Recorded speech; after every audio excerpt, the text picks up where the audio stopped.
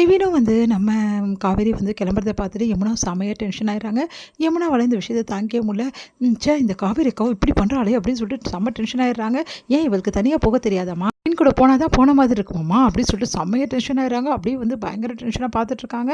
இங்கே வந்து நிவினும் காவேரி வந்து போயிட்டுருக்காங்க. அப்போ வந்து நிவின் கிட்ட வந்து காவேரி வந்து கேட்குறாங்க, இங்கே பாருங்கள் நிவின், நீங்கள் வந்து யமுனா ஏதாவது சொன்னால் கூட அமைதியாக இருந்துருங்க ப்ளீஸ். யமுனா கிட்ட எதுவும் சண்டை போடாதீங்க. ஏன் காவேரி அப்படி சொல்கிறேன்? இல்லை யமுனாவோட முகமே சரியில்லை.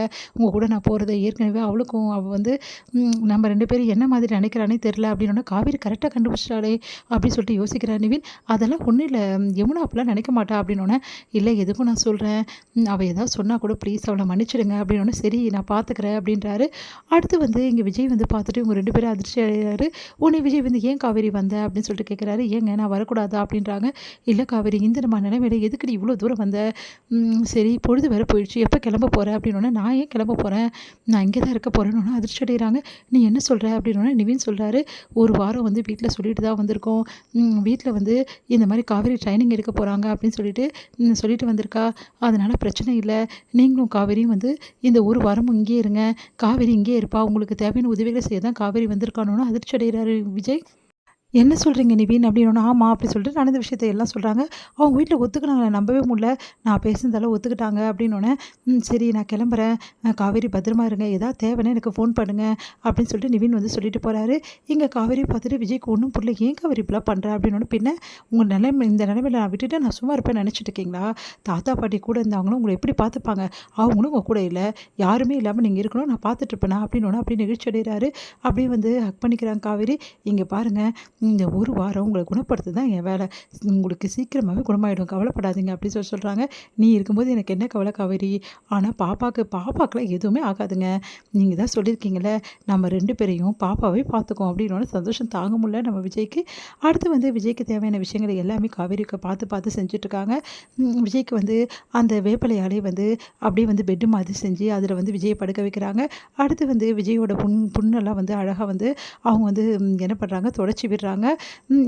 அதுக்கேற்ற மாதிரி வேப்பிலை அதுக்கப்புறம் மஞ்சள் எல்லாமே வந்து விஜய்க்கு வந்து பூசி விடுறாங்க. விஜய் பக்குவமாக அழகாக வந்து பார்த்து எல்லாமே பண்ணுறாங்க. அவருக்கு தேவையான வந்து சாப்பாடு எல்லாமே அழகாக பண்ணி கொடுக்குறாங்க, ஊட்டியும் விடுறாங்க. இதனால் விஜய் சந்தோஷம் தாங்க முடியல.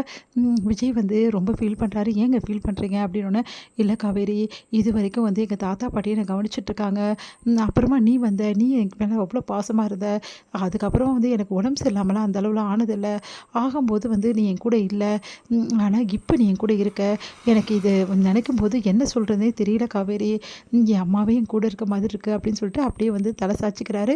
காவேரி அவங்கள வந்து விஜய் வந்து அப்படியே தலை சாய்ச்சிக்கிறாங்க. நான் இருக்கேங்க உங்களுக்கு, எப்போவுமே நான் இருப்பேன் அப்படின்னு சொல்லிட்டு அரவணைச்சிக்கிறாங்க. விஜய் அப்படியே வந்து தன்னையும் மறக்கிறாரு. இங்கே 2 பேருமே வந்து சரிங்க வெளியே போய் உட்காரலாம் அப்படின்னு சொல்லிட்டு அவங்களோட பால்கனியில் போய்ட்டு வெளியே போய்ட்டு உட்காடுறாங்க. அப்போ காவேரி விஜய் மேலே சாஞ்சிட்டு, விஜய் காவேரி மேலே சாஞ்சிட்டு 2 பேருமே வந்து தன்னை மறந்து பேசிகிட்டு இருக்காங்க. அப்போ விஜய் கிட்ட காவேரி சொல்கிறாங்க, இங்கே பாருங்கள், எப்போவுமே சொல்கிறேன் உங்களுக்கு நான் இருக்கேன், என்ன நானாலும் சரி நான் உங்களை விடவே மாட்டேன் அப்படின்னு சொல்கிறாங்க. எனக்கு தெரியும் காவேரி, இங்கே பாரு இவ்வளோ பிரச்சனை இருக்குது உன்னை சுற்றி, அதை பற்றி எதையுமே நினைக்காத, நான் தான் முக்கியம், நீ வந்துட்ட, இது போதும் காவேரி எனக்கு அப்படின்னு சொல்லிட்டு அப்படியே வந்து தலை கோர்றாரு. அப்படியே விஜய் மேலே தோள் மேலே சாஞ்சு காவேரியும் வந்து அப்படியே பேசிகிட்டு இருக்காங்க. வீட்டுக்கு வந்தோடனே யமுனாவை பார்க்குறாரு. கண்டிப்பாக வம்பு இழுப்பா அப்படின்னு சொல்லிட்டு போய் தூங்க போகிறாரு. என்ன என்கிட்ட பேசக்கூட பிடிக்கல சாருக்கு அப்படின்னோடனே எதுவுமே பேச முடியாமல் அப்படியே போய் படுத்துடுறாரு. இதனால யமுனா இன்னும் டென்ஷன் ஆயிடுறாங்க.